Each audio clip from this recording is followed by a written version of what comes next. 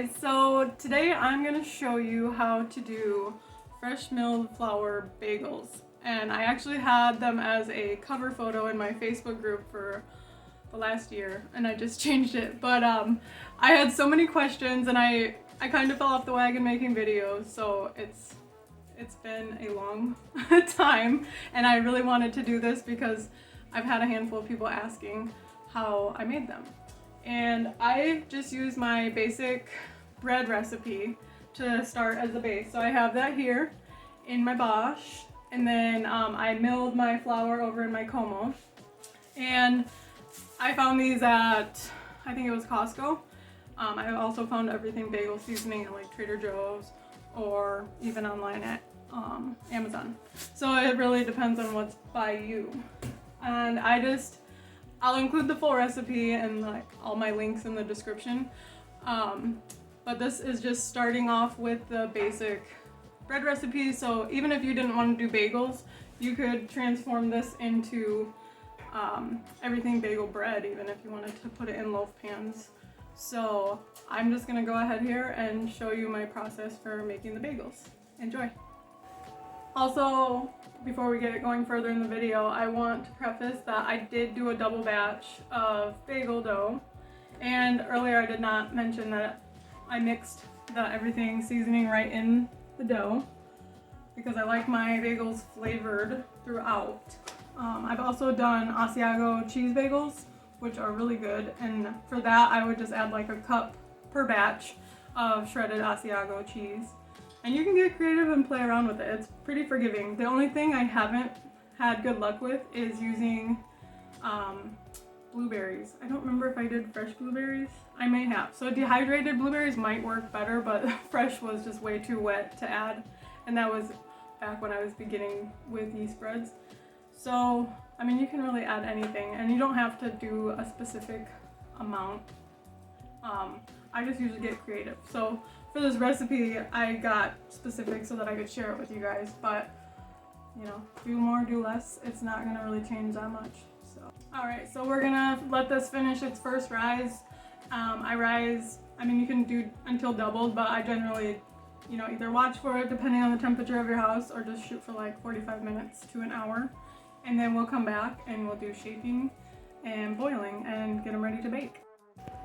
Okay, so the bread is getting close to being done rising, so I just put about a tablespoon of honey in a pot of water, and I'm going to start getting it close to boiling while I'm going to be shaping and rising for the second time, so that it's just ready to go. Okay, so the dough is done rising, and I have my water boiling, or just about boiling, because it's still going to be about 20 minutes. And then I also have my oven preheated to 375. So I'm going to go ahead and show you my technique for making bagel shapes. So I sprayed my table down with oil. I'll just dump that. And a typical bagel is about 4 ounces of dough. So I have my scale here, and I'm going to just use a bench scraper to, that's actually really close, 4.9. And so then I just kind of tuck everything under. Let's see if you can see that. And then pinch it together at the bottom. The bottoms do not have to be pretty. And then I just poke with, my hands are oiled, otherwise this would be sticking like crazy. And then I just kind of create my bagel shape. Just keep stretching, and there we go. I don't know if the lighting's good. So then we'll just set it over here to start the rise, and we'll do that with the rest of them.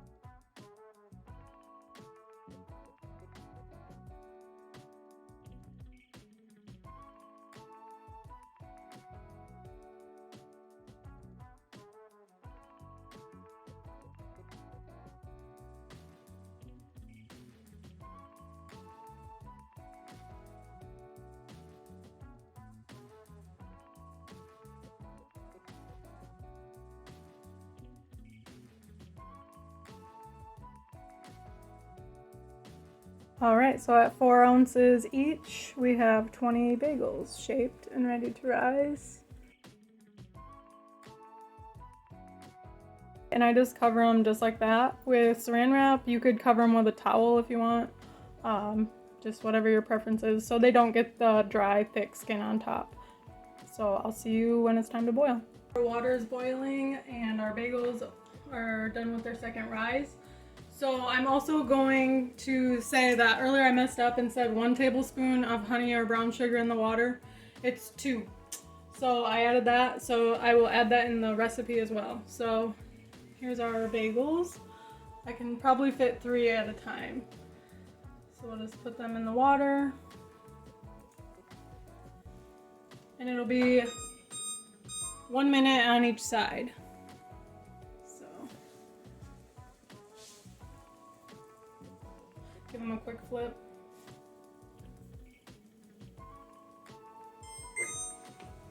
All right.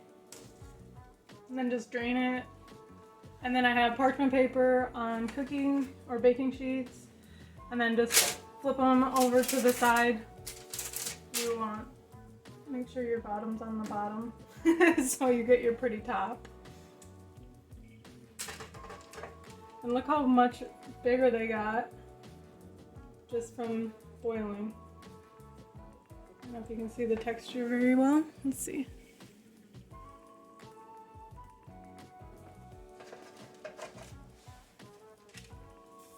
And then we're gonna do that with all of them.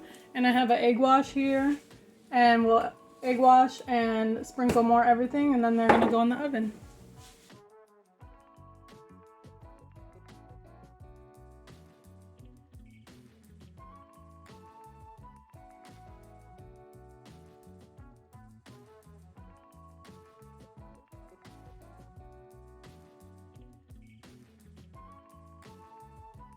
They're all done being boiled, so now I'm gonna go ahead and put an egg wash on them and put some everything bagel seasoning.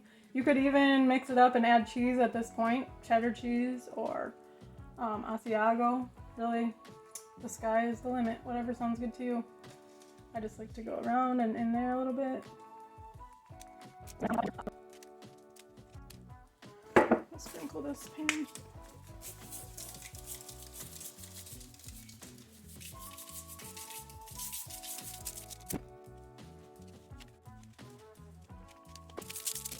All right, and then I'm gonna put them in the oven for about 20 minutes. And that should be that.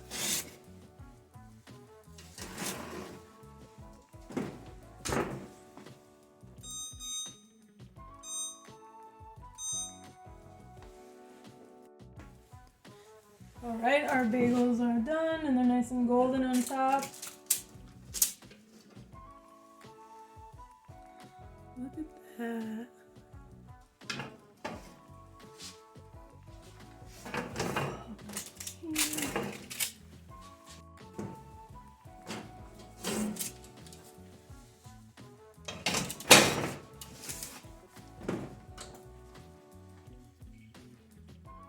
All right, I put the last pan in, so in the meantime, we'll move these over to cool off. And if you're unsure if they're done or not, you can always use like a meat thermometer and make sure they're at 190. These, after 20 minutes, were actually like 200, so they're plenty done inside. But you can have them go just a little longer if you want them more brown.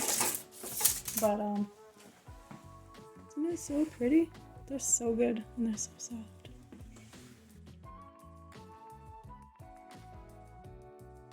All right, so there they are cooling, and I'm gonna go ahead and cut one open here and toast it and put some cream cheese just so you can see the end result. So out of a double batch, we had 20 bagels. So you can expect to get 10 4-ounce bagels out of a single batch. So I will make sure to include all that in the recipe.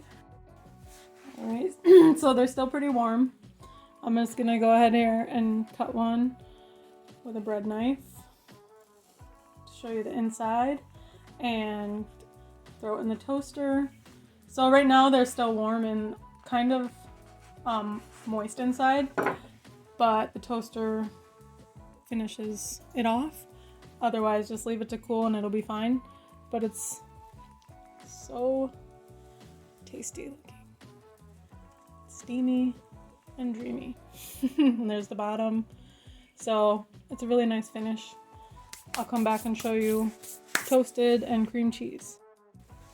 All right, so there it is. Oh yeah, just as I remembered. So if this is something you guys want to try, go for it. I'd love to hear. Also join my Facebook group. I also am on Instagram and I have a regular Facebook page. But I have the group because a lot of people have questions and we all love sharing what we make. It's exciting, so why don't you join me over there? All right, I'll see you guys later.